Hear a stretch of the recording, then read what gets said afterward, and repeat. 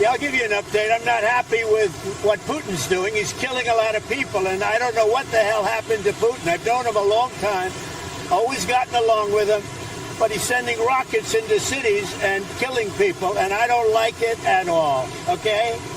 We're in the middle of talking, and he's shooting rockets into Kiev and other cities. I don't like it at all. President, what do you want to do about that? I'm surprised. I'm very surprised. We'll see what we're going to do. What am I going to tell you? You're the fake news, aren't you? You're totally fake. All right, any other questions? I don't like what Putin is doing, not even a little bit. He's killing people. And something happened to this guy, and I don't like it.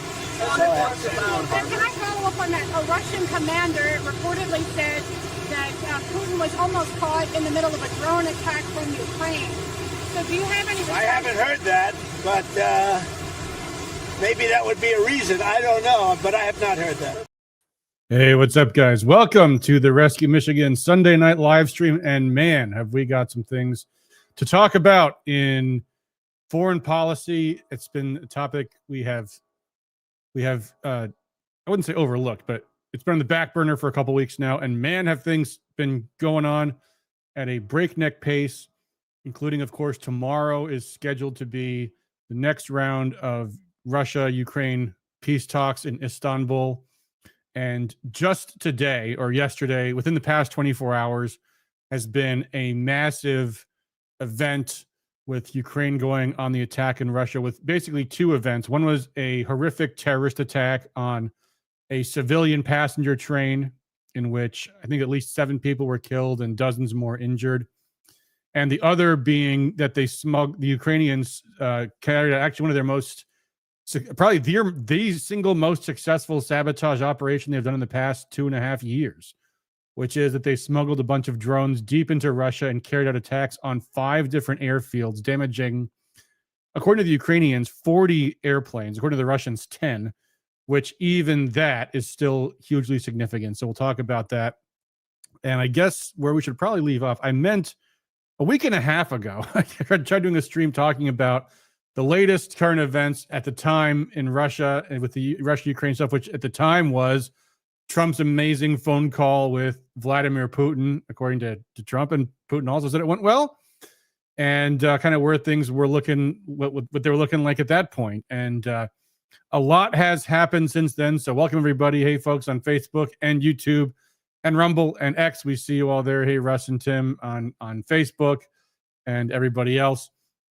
So let's, I guess, talk about kind of where things are, because this, again, I have to emphasize, is going to be the single big test of the Trump administration. Although there's going to be others, but the big thing is Trump going to allow himself to be dragged into the Ukraine quagmire? The answer, I fear, is looking more and more like yes every week. I want to give Trump the benefit of the doubt, and so as we kind of go through this, I really do want to give perspective in the most charitable sense, the most favorable to Trump explanation for various things. We'll take a look at how likely those are and kind of go through things step by step. So I guess perhaps the place to start would be the phone call that Trump had with Putin a couple weeks ago. Now it's been, I think, 13 days ago since it was. Well, I hope everyone's enjoyed their Memorial Day weekend and the summer weather and all that other good stuff. I know I have. We had a very busy week last week, and there's not going to be talking much about state stuff. But man, I mean, I did the Washington Republican Club did the Memorial Day parade on Monday. Let's see, did another parade on Thursday. Did the Milan Fair Thursday, Friday, and Saturday, and we actually had I should have brought this up on my screen to show you, but last night, Laura Perry, who's the candidate for State House in my district, actually one of the closest districts we had in the past couple of cycles, had an absolutely phenomenal campaign kickoff event with State Senator Jonathan Lindsay was the MC. State Senator Eric Nesbitt, who's running for governor, spoke, as did House Reps Jim DeSanta and Jamie Thompson, and Joe Bellino was there, and a whole bunch of other speakers. It was fantastic. And there's people I forgot there, but it was probably like 300 people at this room. It was absolutely the biggest campaign kickoff I have ever seen for a state house campaign, and it was fantastic. So a lot of really good stuff happening at the state and local level. But, what happens at the national level is going to affect everybody across the board. And I really do think that Trump is getting himself into real big trouble here with this Ukraine conflict. And frankly, it's because he is apparently still heeding the advice of people that should have been fired a long time ago. It's nice that Mike Waltz has been exiled to the UN. That's great. But we still have this malign influence of General Keith Cornflakes Kellogg. And frankly, I still don't trust Marco Rubio at all. But we'll look at some of that in some more depth in a second here. So anyway, we had the Trump phone call with Putin a few weeks ago, which, Trump said it went fantastic, and so they said, they had a great time. In fact, I think it was Putin's chief of staff who said neither one of them wanted to get off of the call, and the call went on for 2 hours, which certainly would lead you to think that they were talking about a lot of topics, probably not even just Ukraine, maybe talking about Iran, probably talking about energy, talking about trade, all that stuff. But then the situation progressed as time went on this past week. And the big story, well, up until what just happened, but there was this comment from Trump, and this is in response to this big, there was this big attack that Russia carried out on Ukraine. And we just saw the clip in the cold open where Trump is asked about this, and he said something very similar to what he posted on Truth Social, which was this comment. He says, "I've always had a very good relationship with Vladimir Putin of Russia, but something has happened to him in the past 5 days since he had the phone call." And he says he's gone absolutely crazy. He's needlessly killing a lot of people, and I'm not just talking about soldiers, which by that he presumably means he's accusing Putin of targeting civilians, which is strange because Trump has said nothing at all ever about Ukraine targeting Russian civilians, as they did just this past 24 hours, but also many, many, many other times. Missiles and drones are being shot into cities in Ukraine for no reason whatsoever. No reason. It couldn't possibly be that they're hitting military targets. Could it be? And in fact, did you catch in that clip we played in the cold open when that reporter is asking Trump? Trump has basically just told the reporter the same thing he's just said here. I don't know. I don't like it, Trump said. And by the way, did you notice something about the way Trump said that? It sounded very authentic to me. It sounded like Trump was not acting. It sounded like he was very sincerely upset. Because Trump doesn't normally sound like that. I don't like it, was what he had said. And then the reporter asked Trump, well, are you aware that Ukraine apparently just tried to carry out an assassination of President Putin with drones? And it's not clear that that's exactly what happened.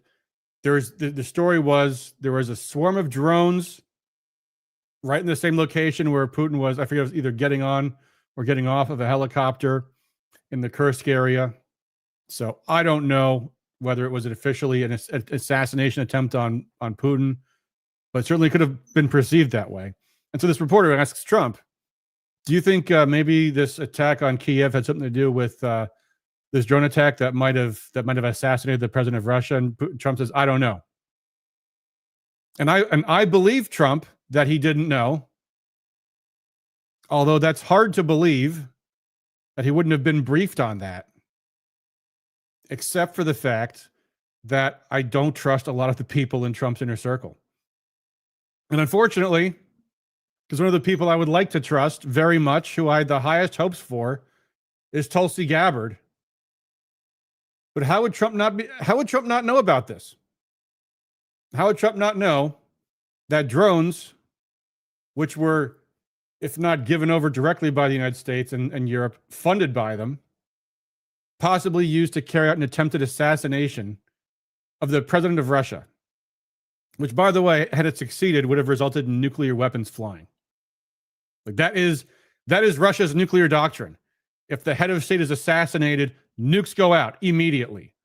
Like no questions asked. They're in the air. Millions of people die. That is what that was. This is what the Ukraine war is, folks. There is no succeeding. There's no defeating Russia in the Ukraine war. If that happens, Russia launches nukes. That is their nuclear doctrine. That's how insane this is. But this is what Trump posts. I've always said that he wants all of Ukraine, not just a piece of it. Maybe that's proving to be right, but if he does, it will lead to the downfall of Russia. How? Weird he doesn't answer that question. Also, why would Trump say this? I'm not sure Trump has always said this. Why would he say this? It's very undiplomatic, for one thing. Probably not true either. Now, recently, Russia has gone on record and said these peace talks that are happening tomorrow are Ukraine's last chance. And if they do not accept our terms, then they will be losing more territory. However, that does not automatically mean that they want all of Ukraine. It could mean that they want to make sure that Ukraine cannot launch missiles into Russian territory, as they have been. And this came directly from what Joe Biden did last fall, when he authorized ATACMS missiles to be used against Russia, to strike into Russia. This is something that Biden had said no to for a very long time because, as he himself put it, that would be World War III. That would be the United States missiles hitting Russia directly. That is an act of war against Russia. And that's game over, folks. So in the waning days of his senile presidency, Biden said, you know what? Yeah, actually, fine. Let's allow ATACMS missiles to go into Russia. Missiles with a much longer range than the other missiles we had been using before. So now Russia says, okay, well, we got to push back even that much farther then. We will not allow, in fact, just the other day, Dmitry Medvedev, the former president of Russia, actually posted a thing where he basically put a picture of Ukraine up on like a map of Ukraine where all but a sliver of it was what he called a buffer zone, because Russia's entire reason for this entire conflict is they will not allow themselves to be threatened by NATO missiles. And now, in fact, just this past 2 weeks, the new chancellor of Germany, Friedrich Merz, has announced that they're thinking about giving Taurus missiles over to Ukraine to use against Russia, which are nuclear-capable missiles. That is how dangerous this is. So then Trump says, likewise, Zelensky is doing his country no favors by talking the way he does. Everything out of his mouth causes problems. I don't like it, and it better stop. Zelensky has called this bluff many, many times by now. And again, it's just baffling to me why Trump allows himself to be pushed around by this creep. But he has been. And then he has this refrain: this is a war that would never have started if I were president. This is Zelensky's, Putin's, and Biden's war, not Trump's.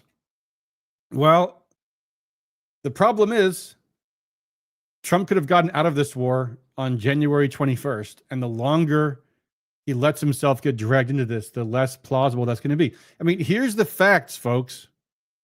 Trump will be blamed for this, and he will try to get out of it. And the more this drags on, the less plausible it is. Because he has been given off-ramp after off-ramp after off-ramp. He had the time when Zelensky mouthed off him at the White House.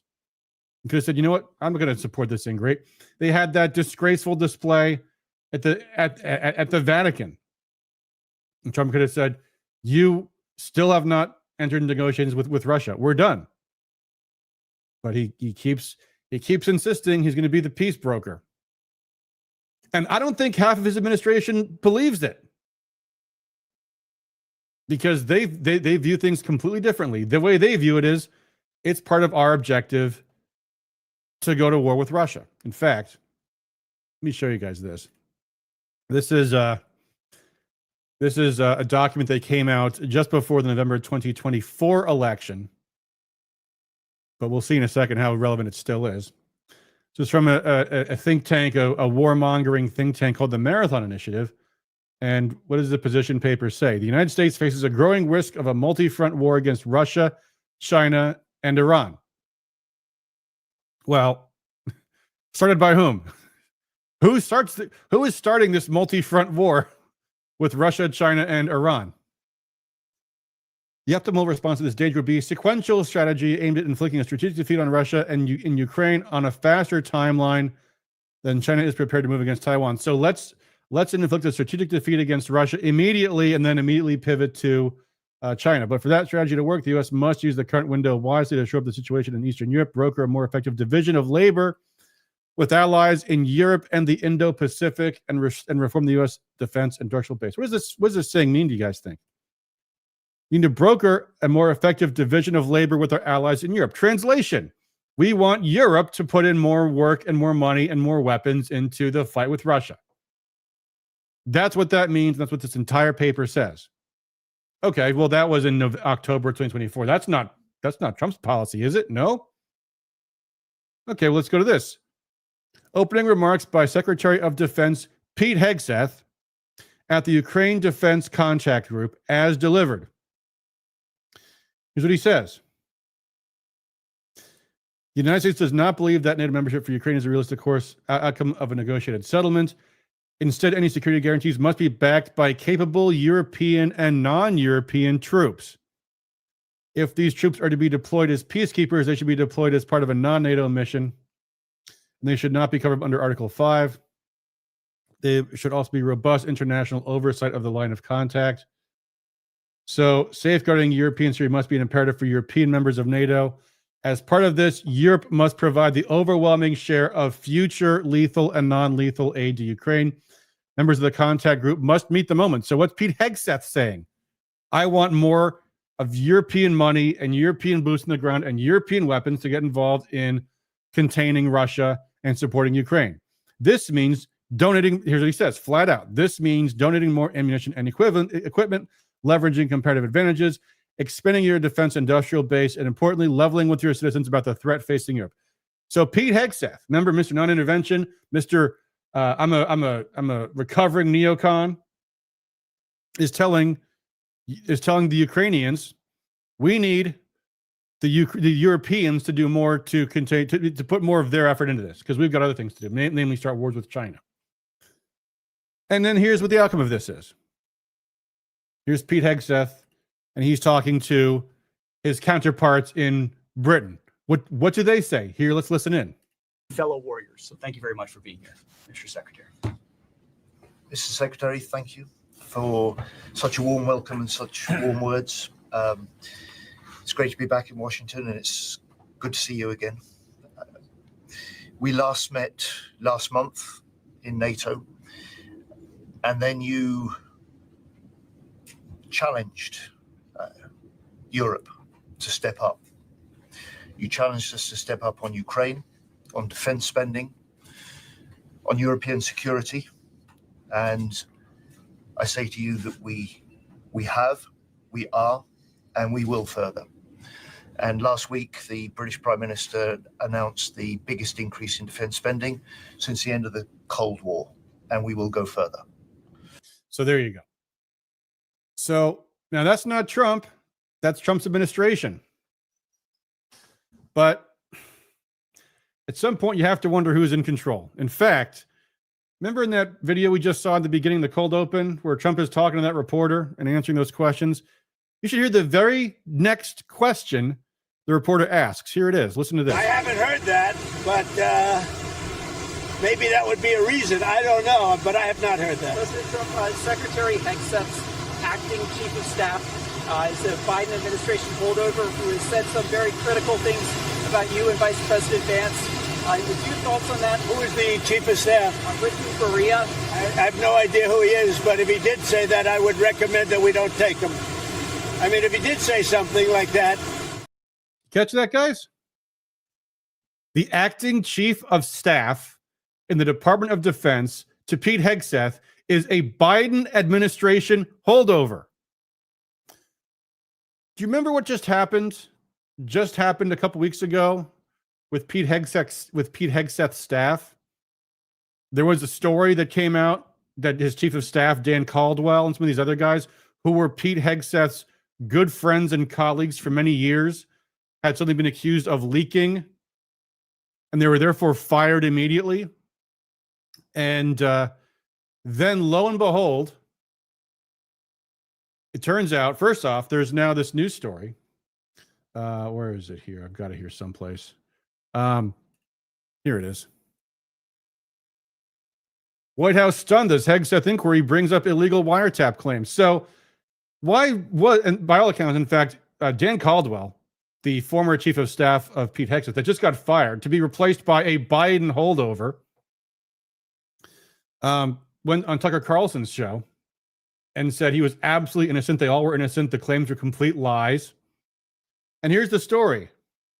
It's very confusing, but here we go. The White House has lost confidence in a Pentagon leak investigation that Pete Hegseth used to justify firing 3 top aides last month after advisors were told that the aides had supposedly been outed in an illegal, warrantless NSA wiretap. You know that thing I've been railing about and saying how the Trump administration really should end the warrantless mass surveillance program because it's been used against him in his own campaign and against conservative Americans. And it's like, well, what's the big deal now? Trump's in charge. It was apparently the pretext for the firing of these people, except that it might have actually turned out that this didn't even happen at all. The official story is that an illegal NSA warrantless wiretap was used to determine that Pete Hegseth's top staffers were leaking things to the media. But now it turns out advisors found the claim to be untrue and complained they were being fed dubious information by Hegseth's personal lawyer, who had been tasked with overseeing the investigation. The episode marked the most extraordinary twist in the investigation, examining the leak of an allegedly top secret document that outlined options for the U.S. military to reclaim the Panama Canal. So to summarize, this might have been kind of hard to follow. A story was fabricated that an illegal NSA wiretap was used to determine that Pete Hegseth's loyal anti-Iran war staffers were leaking details to the media, so they get fired and replaced with a Biden-era employee. And Pete Hegseth, by the way, was very happy to fire these guys that he claimed were like his longtime friends and colleagues. And Hegseth, who's meanwhile going around saying, yeah, we need to get more European involvement going in the war against Russia. Mr. recovering neocon himself, Pete Hegseth. So you've got Pete Hegseth. Then you've got General Keith Cornflakes, who this week claimed there's this whole story about the upcoming meeting, the Russia-Ukraine peace talks, right? Which after the last meeting, a deal was arranged that the two sides would write down their proposals, what Cornflakes calls their term sheets, and that they're going to outline what their terms are, and then they're going to come back and have this next meeting, which originally was supposed to be Trump wanted it to be in the Vatican. I don't know where he got that idea from. Russia came back and said, no. Officially, the reason why it was because we're two Orthodox countries. Why do we have a discussion at the Vatican, which is Catholic, because we're Orthodox? It'd be kind of weird. But unofficially, the obvious real reason is because Russia knows that both Italy and the Vatican are on Ukraine's side. They're not neutral. So let's meet in Turkey, which is neutral, which ultimately was what happened. The next suggestion the Europeans came up with was, how about in Geneva, Switzerland? To which Russia also said, Switzerland has forfeited their right to call themselves neutral. They're on Ukraine's side too. So no. So the meeting's now held in Istanbul tomorrow. And so what ends up happening is Cornflakes goes on to, I think it was Fox News, goes into the media and comes out and says, well, Ukraine's got their 22-point plan and it looks pretty good. Weird. First off, why do you know what their 22-point plan is? Oh, because you wrote it. Because it looks just like your 22-point plan, doesn't it, Mr. Cornflakes? And so then this whole media circus started with Ukraine saying, why won't Russia give us their terms? We've put out our terms. And Russia's like, well, first of all, because that's not what you do in a peace talk. You come to the peace talks and then you give the other side your terms. And of course, they know exactly what game is being played here. Oh, okay. So you're going to, you want us to give us our terms in advance so that you can attack them in the media before the terms even start. You want to wreck the negotiations before we even get into the room and negotiate. Because remember what happened 3 years ago in Istanbul? Russia probably remembers. They had an agreement with Ukraine. Ukraine initialed the agreement.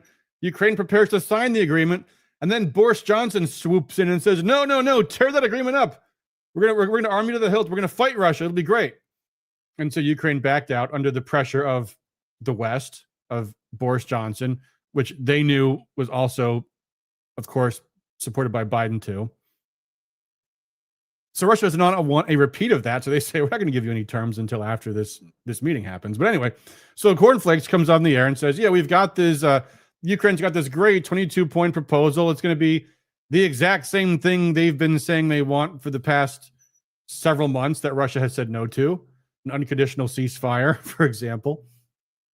And meanwhile, where is Trump in all this? Well, I've heard it suggested with this whole I don't like what Putin's doing spiel.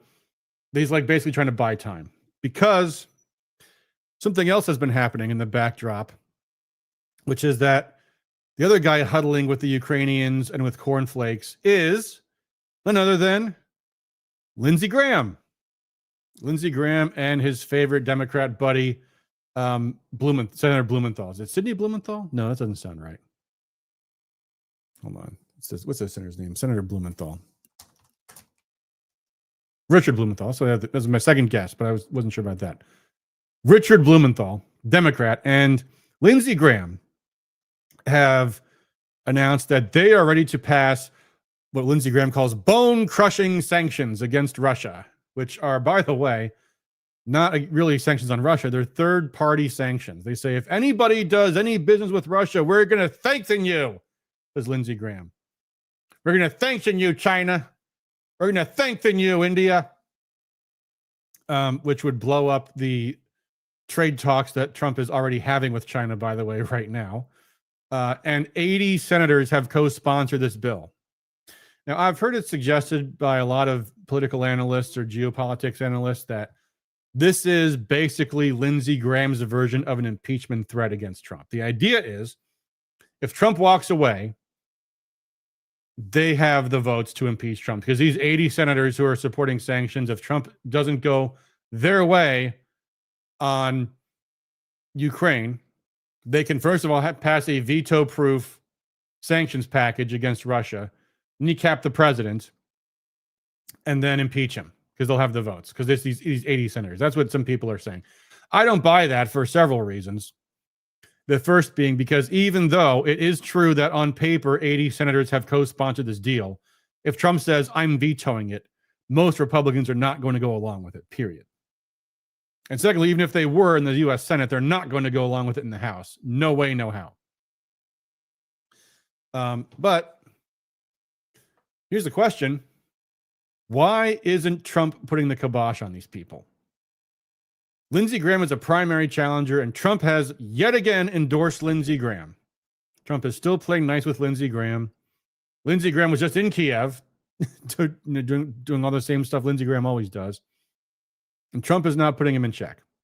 He's not putting him in check. He's not putting Cornflakes in check. He's not putting Rubio in check. Even though all these guys have gone so far as to be insubordinate. There was one instance a couple weeks ago where the very same day Trump says, I don't want to sanction Russia, Rubio is testifying before the Senate saying, we're going to sanction Russia if we need to. Let me see if I've got that clip. I've got a clip. Let me see if it's the right one. It might not be. But here's Rubio the other day in Congress. On the issue of Ukraine, here's what we can all agree on. There is no military solution to this crisis. Right. It will have to end in a negotiated settlement. And the fundamental challenge we have in Ukraine is this. Russia wants what they do not currently have and are not entitled to, and Ukraine wants what they cannot regain militarily. And that's been the crux of the challenge. I don't disagree with that at one level. But on the other hand, what Vladimir Putin is doing now is playing for time. And he's playing this president like a fiddle. And the longer he plays it, the more opportunity he has to gain territory in Ukraine, and the harder it's going to be to get him to the table. But what we need to do is to put pressure on Vladimir Putin in every way we can to ensure that we can get them to the negotiating table. Well, I disagree with this playing with a fiddle analogy, because the truth of the matter is when Vladimir Putin woke up this morning, he had the same set of sanctions on him that he's always had since the beginning of this conflict, and Ukraine was still getting armaments and shipments from us and from our allies, and the European Union is about to impose additional sanctions, and the U.S. is looking for no Patriot batteries to be able to transfer from other NATO nations into Ukrainian hands. And what the president's trying to do is end a war. He's trying to end a bloody, costly war that neither side can win, and people are dying every single day. But this notion that what has Putin gained throughout this? He hasn't gotten a single concession. He hasn't gotten a single sanction lifted. And the more time he gets without additional pressure on Russia, the more incentive he's got to continue to gain territory and continue. That was not the clip I was looking for, but nonetheless, you heard what Rubio just said. Yeah, we're looking for Patriot missiles to send to Ukraine. At the same time that Trump is saying we are a neutral peace negotiator trying to resolve differences between Russia and Ukraine, Rubio is going out saying we're supporting Ukraine as best we can. Now, Russia understands that the U.S. is not a neutral peace negotiator here. We're a party to the conflict. And what Rubio is doing all the time is undercutting President Trump. And where's Trump in all this? He is, well, we'll see what happens tomorrow, I suppose. But the last thing he's done was over a week ago now, saying, Putin just seems crazy to me. What's he going to say tomorrow once he's briefed about the fact that Ukraine just carried out a terrorist attack that killed, I think, at least 7 Russians, deep inside Russian territory too.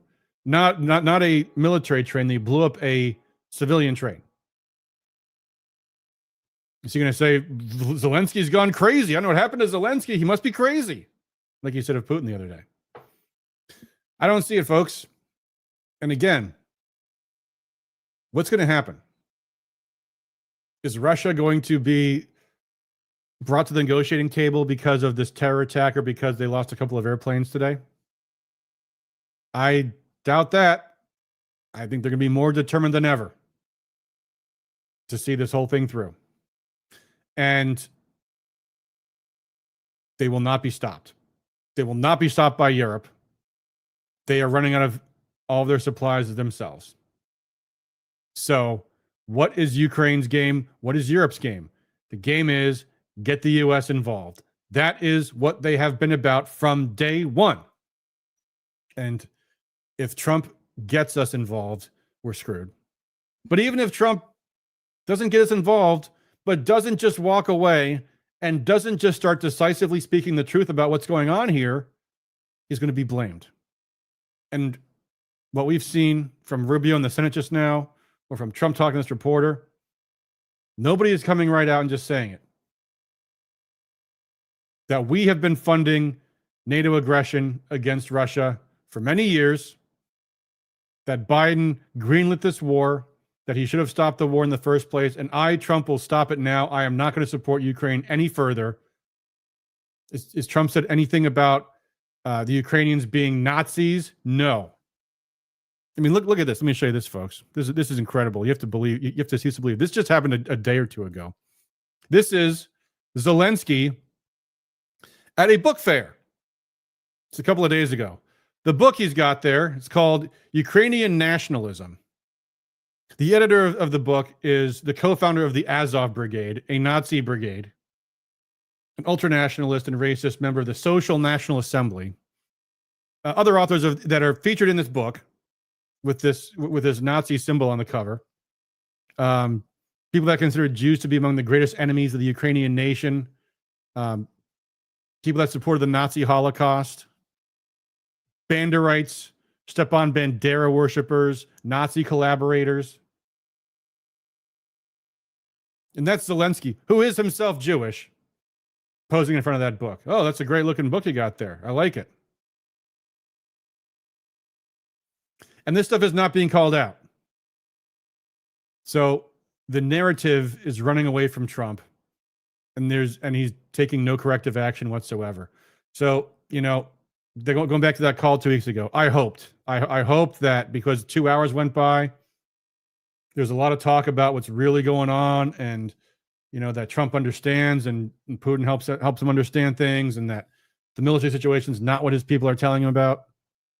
But the behavior does not support that hopeful belief. It doesn't. So, what is the Trump administration strategy here?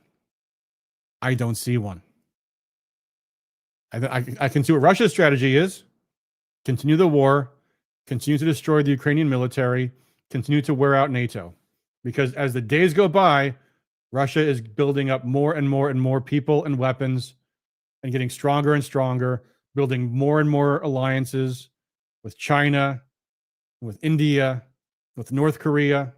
They are getting stronger and bigger, and NATO is getting weaker, and Ukraine is getting weaker. So they're going to continue to grind and grind and grind until this comes to a head. And when it does, all of these vultures swooping around Trump, all these Europeans, Keith Cornflakes, Marco Rubio, who wants to be president himself, you know, and of course the Democrats are all going to blame Trump. So that's not good. What else has been going on this week? We're going to talk about, the other thing too, I guess, is just in passing, by the way, you know, this whole blowing up some strategic Russian bombers, part of Russia's nuclear deterrence, Russia's nuclear triad, which is what those Tu-95 bombers are. Just casually taking us closer to nuclear war with Russia. Might not be a good thing. Here's how Scott Ritter described this. The extent to which Russia can show the same level of restraint as in the past is tested by the nature of this attack. A massive use of conventional weapons which struck Russia's strategic nuclear deterrence force, causing damage. It is not a stretch of the imagination to see this tactic being used in the future as a means of decapitating Russian strategic nuclear assets, meaning aircraft and missiles, and leadership, like the attack against Putin in Kursk. If Ukraine can position Kamaz trucks near Russian strategic air bases, it could do so against Russian bases housing Russia's mobile missile forces.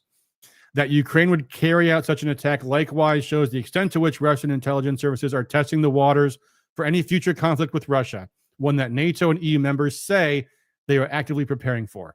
We have reached an existential crossroads in the special military operation.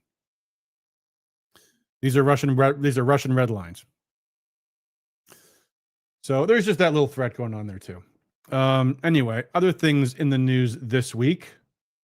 There has been, the other big story was that Elon Musk has walked away. And he has said that his time with DOGE is over. And he was at the White House for a very cordial ceremony, very thankful. Trump was. He gave Elon Musk the key to the White House, which, you know, is what's called keeping up appearances, because Musk invested a lot in Trump's campaign and his administration at as has been documented, personal loss in terms of the hit that Tesla has taken and all that. Musk is walking away, and make it seem really. Let me. Sorry, I went to play this clip and my internet started spazzing out at me. Let me try to put this clip on. Let me try this again. Here. You spent a lot more money on the last US election than you envisaged when you were speaking here 3 years ago. Do it again. You spent a lot more money on the last US election than you envisaged when you were speaking here 3 years ago. Are you going to continue to spend at that kind of level on future elections? I think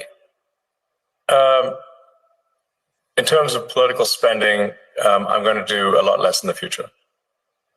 And why is that? I think I've done enough. Is it because of blowback? Well, if I see a reason to do political spending in the future, I will do it. I do not currently see a reason. You spent a lot more. Okay, so there you go. So that was Musk. I don't see a reason to spend more money in politics. That is a punch to the gut to Republicans, because Musk was spending a lot of money supporting Trump, supporting Republicans, supporting the cause. And Musk made very clear what his passion was: cutting spending. I remember seeing Musk at cabinet meetings saying the single biggest threat we have is the debt. And he's come right out and he said, this, what Trump calls the big, beautiful bill, is not cutting spending adequately. What Thomas Massey's been saying, what Rand Paul's been saying. And here is one article about it. It's obviously from the fake news, so it's not going to be fair, but it's not entirely unfair or false. Elon Musk leaves a mess for Trump and Mike Johnson with a DOGE exit, and of course, they're happy to stoke the flames of dissension within the GOP. But the fact is, this is what's happened. Elon Musk has left because he's disappointed in the results. He's angry that Congress hasn't rescinded any of the cuts that DOGE has made. And here it is, saying flat out, I was disappointed to see the massive spending bill, frankly, which increases the budget deficit, doesn't decrease it, and undermines the work that the DOGE team is doing, Musk told CBS News. There you go. And he says, I think a bill can be big or it can be beautiful. I don't know. It could be both. My personal opinion. You know, I remember not that long ago, that was like every Republican's personal opinion.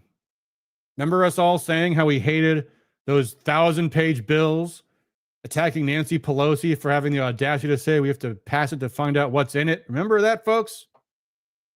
Remember Thomas Massey and the Freedom Caucus saying, we demand as a condition of support, our support for House Speaker, you don't pass one big omnibus bill, that you have separate departmental bills, so we don't have this giant Charlie Foxtrot. When the budget deadline comes, we can pass the non-controversial stuff first, et cetera, et cetera. Then all that went out the window. And where is the big, beautiful bill now? It's still in the U.S. Senate, still hasn't gotten passed. What's going to happen? Well, my money is on this. They can't get the votes from the Republican side because it doesn't cut enough spending. So they go to the Democrat side and spend and get the votes to spend even more. And probably cut out a lot of the good stuff that we liked in the House bill. What was the few good things in the House bill will be disappearing. Mark my words. Wish it wasn't that way. But again, who is the guy who's supposed to be in charge here? Donald Trump. I don't understand his thinking. Well, I do understand it. There's this idea in politics that you only have so much political capital, and you spend political capital getting into fights. And so you don't want to spend your political capital on one thing when you might need it for something else. I need Lindsey Graham's vote on this, so I'm not going to go against him on that. You know, that's the conventional wisdom. And it's totally wrong, especially for Trump. You gain political capital by making fights. That's how this works. If Trump was going after Lindsey Graham and going after Mike Johnson, it'd be a whole other ballgame. But they're not doing this. Yeah, Algan says nice symbol on cover, talking about that Nazi book that Zelensky was reading. Jay Mashad says Musk is an intelligent man. He's not going to throw good money after bad. Exactly, folks. Algan says he might go a dark money path to keep investors and the public in his favor. Maybe, but I doubt it. Because why would he have said that? You know, to keep investors and the public in his favor. The public ain't coming back. Musk has made himself a target that will not be removed simply because he is walking away. DOGE has become the symbol for the Democrats. It's become their target. So I don't think that's going to change. And all this is bad news, folks. Bad policy, bad politics. We lost a great ally because Trump couldn't hold the line on spending. Drain the swamp and all that. Couldn't drain foreign aid. And again, you know, I remember when I worked in Washington, and it was 2013, Obama was the president, and the attitude then was, if Obama's White House puts out, it's called a Statement of Administration Policy, an SAP. If Obama puts out an SAP saying, I oppose this bill, bill dead. The end. Because even though the Republicans had the majority in the House, the Democrats had it in the Senate. They would just say, there's no point in even trying. Where's Trump's SAP on funding the Ukraine war, or on these bone crunching sanctions Lindsey Graham's talking about? These would undermine our negotiations on tariffs with China and India and many other countries. We're not going to do that.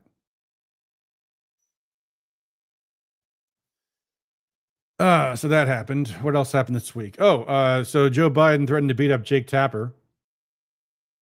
That's all I got in that story. No, I will say one thing. I will say one thing about this story. Maybe I shouldn't say it. Oh, fuck it, I'll say it. I predicted before the election that after the election is over and Joe Biden is out of the White House, he will rapidly deteriorate. He will rapidly fall apart because the forces holding him together will just not be there anymore. And that's clearly happening.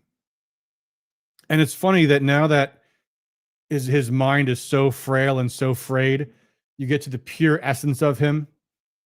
And it's that he wants to have a fist fight with a reporter. Like that's who Biden is at his core. A surly, violent, mean-spirited, evil person. And now that all the political pretense has fallen away, there's nothing left of him but just this one, just in the haze of senility, the one thing he can think clearly about is, I want to punch that guy. It's pathetic and sad. And that's what it is.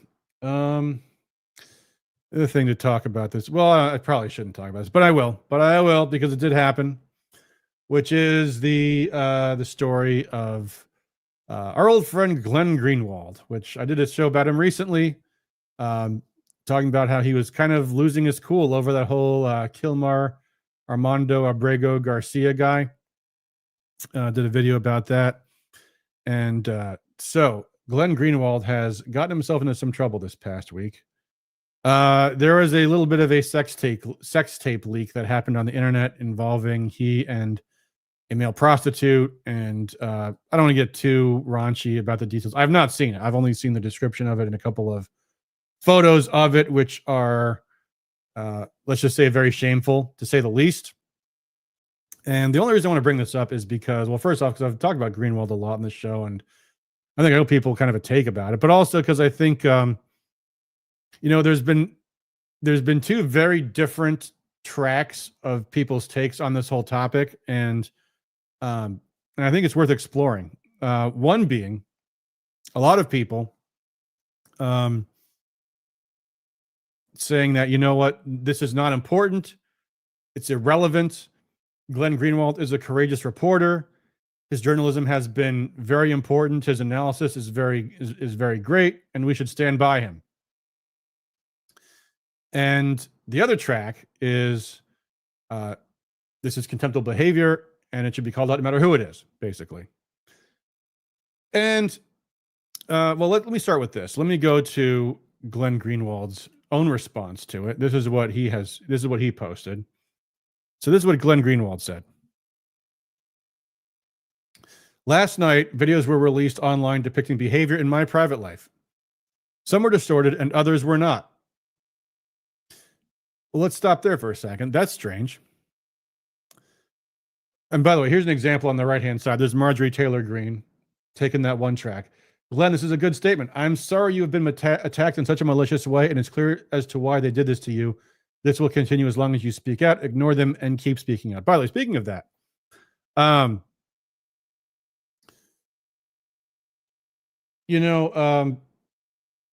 first of all, yeah, keep speaking out, sure. But as to how this leaked, I've heard multiple stories, and in the chat, if you guys can enlighten me, I heard, first of all, that Greenwald himself accidentally posted the link himself and then quickly deleted it, but by that point it was too late because, once it's on the internet, you can't take it back. But I've also heard it claimed that somehow this video was surreptitiously taken, and I don't know what the story is, but anyway. So Glenn Greenwald says some of these videos were distorted and others were not. That's an interesting, vague statement. So what is he claiming was distorted, and how was it distorted? He doesn't say. Some of it was authentic, but some of it, I won't say what is this. I mean, you see the trick here, folks. Like you're planting this idea that, well, maybe anything that you're looking at might be distorted, but some of it is authentic. But who knows? So now he says, they were published without my knowledge or consent, and its publication was therefore criminal. I don't know Brazilian law. And I'm pretty sure in most parts of the United States that's true. I know there's still developing legislation going on in the 50 states about revenge porn and so forth. But if it's true that Glenn posted these accidentally himself, well, see, that's a problem there. And this is an interesting legal question, actually, an interesting policy question. Because if you accidentally post your own pornography and then other people repost it without your permission, but isn't it your own fault for publishing it? And isn't it then, and Glenn himself, by the way, you know, he has always maintained that many times even personal things can be in the public interest. That people have a right to know because you're a public figure. But anyway, Glenn here goes on to say that we don't know exactly who was responsible. We are close to knowing, and the motive was a maliciously political one. Again, another conveniently very vague statement. I wonder if there will ever be a follow-up to this. There probably won't be. I'm guessing there won't be. We don't know exactly who's responsible, then how do you know it's maliciously political? Right? I mean, doesn't that seem strange? As for the content of the videos, I have no embarrassment or regret about them. And again, folks, I am not going to show you anything to do with the videos. Trust me, they are embarrassing. The videos depict consenting adults engaged in intimate actions in their private lives. Well, that is true, I think. They all display fully consensual behavior, harming nobody. Well, maybe harming himself a little bit, you know?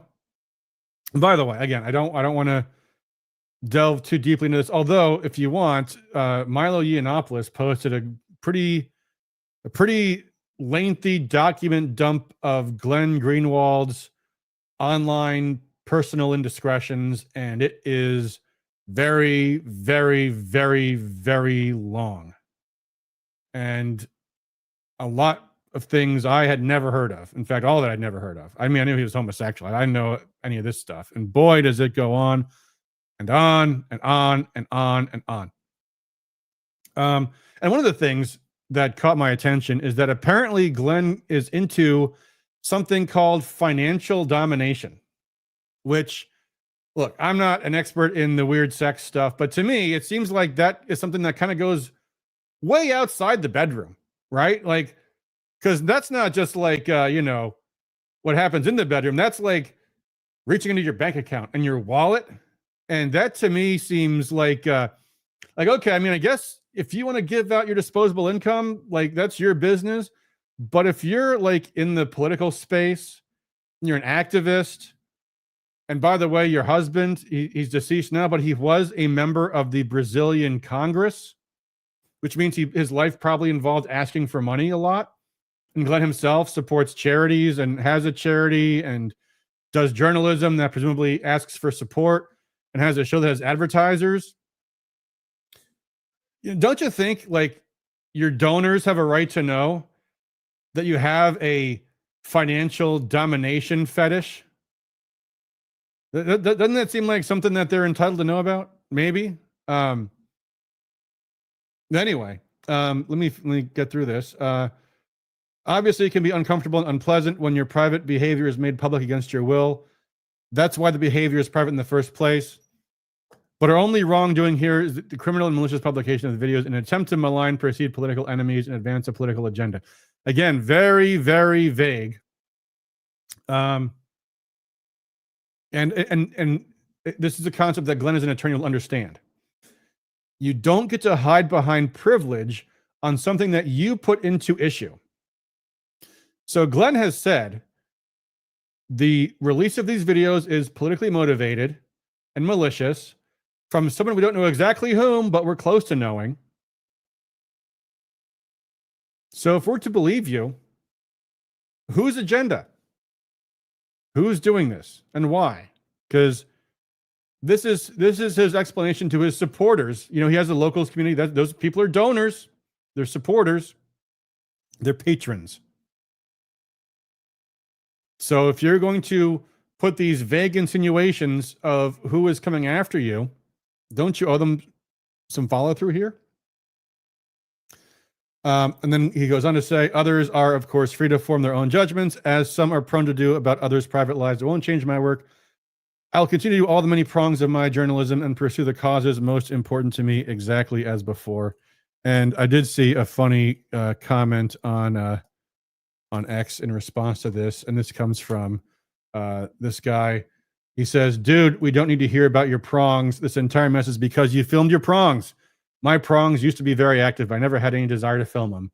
Enjoy your prongs. Don't film them. Here endeth the lesson. And yeah, there's a... you guys ever heard that expression? Character is what you do when nobody is looking. And I often expand that to also point out character is also what you do when everybody's looking. But character is also, in fact, what you do when no one is looking. And yeah, there was a comment here, and I do tend to lean toward the second track about this kind of stuff too. This is a comment from another person on X. So actually, first off, this is first off a comment from Milo, and then another person responding to it. And by the way, so Alaganu says, I don't think I take Milo seriously when I bet he has done much the same.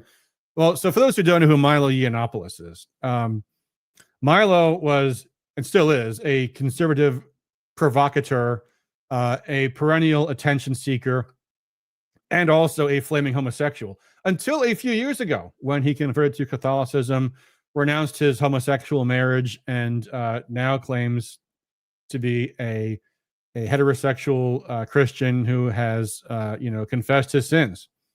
And if that's the case, then he should be redeemed. Although I must say, a big part of me has just always been waiting these several past few years for the other shoe to drop for him to say, just kidding, just another big stunt, because that's the kind of thing Milo would do. But nevertheless, Milo says, I absolutely should be embarrassment and regret, and I don't know why everyone with a blue check is saying otherwise. And somebody else, Roasted and Cynic, responds by saying, because they all have their own skeletons, and it serves them to normalize this stuff. And there might be something to that, folks. There might be something to it, because, yeah, I mean, and there's another saying we have in the freedom movement, which is that in order to defend liberty, you have to lose some of it. And when people look up to you as a leader, you owe it to them to be on good behavior, because your downfall, your embarrassments, your mistakes reflect poorly on the movement, and it hurts people downstream. And obviously, we're all imperfect. We all have our failings. I know I do. But you really do try to minimize them. And why someone of Glenn's age and of his stature would not only, I mean, okay, if you've got some kind of weird kink and obsession, that's one thing. Why film it? Why post it? I mean, the posting was a mistake, but why were you not more careful? Because for everybody who has, you said we're a huge fan of Glenn Greenwald for a lot of things. Look, one of the things about this whole thing, which you have to deal with, is he and his husband adopted 2 boys 8 years ago. And again, look, not my business. They're in Brazil. I don't know these kids. I don't care about these kids. But people who know this fact now, it just kind of it makes everybody look bad.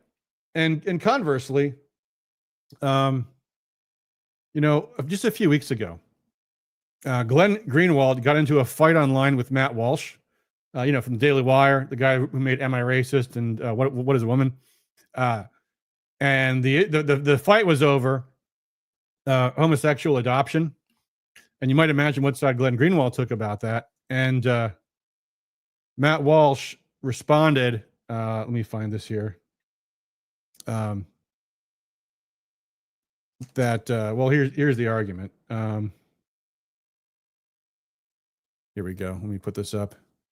Matt Walsh comes out and says, I'd just like to point out, there was only a month ago that Glenn Greenwald attacked me and labeled me morally deranged for arguing that gay couples should not adopt children. He's to say I'd be pretty well vindicated on this point. And here's Glenn Greenwald. One has to be morally deranged or totally ignorant of the grim realities of kids lingering without parents in orphanages. Shelters and foster care only be expelled at 18 with no support. To believe that dark hell is better for kids than to be adopted by gay couples. Well, again, look, it's not really my personal business how Glenn's children are taking the news about their father figure. But, you know, it's something that reflects on everybody. And I don't know, I guess if there's a moral to the story, it's that,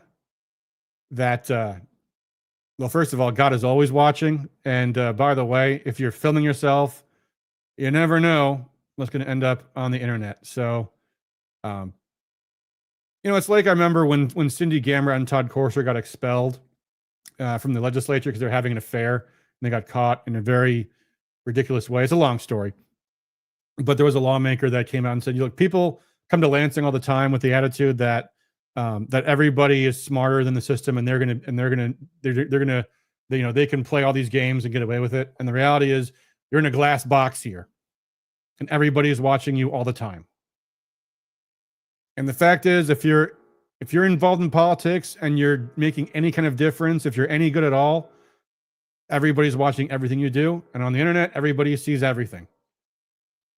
So anyway, folks, all this to say, you know, try to be on your best behavior and just imagine what happens when your deepest, darkest secret comes out, because someday it might, and try to minimize that by minimizing your bad behavior, I suppose. Mark says, greetings from Highland Park. Sorry, I'm late. You're fine, Mark. You can always watch the show later, you know.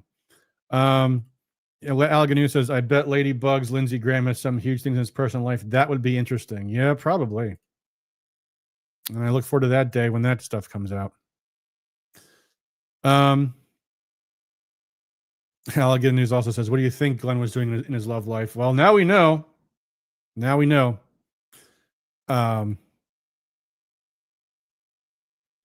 Going back a little further in the chat, Jacob says Musk was a special government employee and was able to serve 130 days.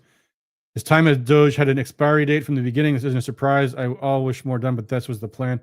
Well, yes, it's true that technically there was a 130-day term limit to that. But as you could see from Musk's statements, clearly he is choosing to walk away and forgo any potential loopholes he would have. Because yes, he might have to shed the title, but he's not just doing that. That was a surrender from Musk. That's what that was. So, yeah, with all of that having been said, folks, I guess we'll see what next week has in store, and we'll see what happens with these talks in Istanbul tomorrow between Russia and Ukraine. But I will just say again, I think Trump is being very poorly advised. Or there's the other possibility, which is that Trump just cannot make himself tear away from this situation, which is even worse because then there's no remedy. But again, another off-ramp was just given to Trump. Western weapons were used in a terrorist attack against Russian civilians. Is that a good reason to walk away? There have been several good reasons to walk away. That's as good as any. Please, Trump, walk away, because he can't keep kicking the can. Sooner or later, when the money runs out, it's going to be sanctions, bone-crunching sanctions, or more money, or more military support. Because here's what's going to happen tomorrow, folks. I guarantee you, here is what will happen tomorrow. Russia will give Ukraine their demands. Ukraine will say, no way, no way. And Russia will say, this is your last chance. Ukraine will say, no way. Russia will say, all right. Then the next time we see you will be at the presidential palace in Kiev. And we will be dictating your terms of surrender. And that will be the end of it. And what will Trump do then? I know what Europe will do. I know what Europe will say. We need to arm Ukraine. We need to arm Poland. We need to arm Romania. We need to keep the war going. And we need to get the West involved. And Trump's only two options are either A, go all in with Europe and World War III, or B, continue to try to kick the can and not do more, but not do less, and not speak the truth about the whole conflict, the root causes of the conflict, and take the blame when the loss comes, which it will come. So, sorry to be Debbie Downer, folks. Hopefully, we'll have some happier things to talk about next week. We'll see what happens tomorrow. And until then, as always, guys, thanks for all you do for liberty. We'll talk more about state stuff again next week, and maybe talk about doing some more knocking on doors and that kind of good stuff. So until then, thanks for all you do for liberty. Peace.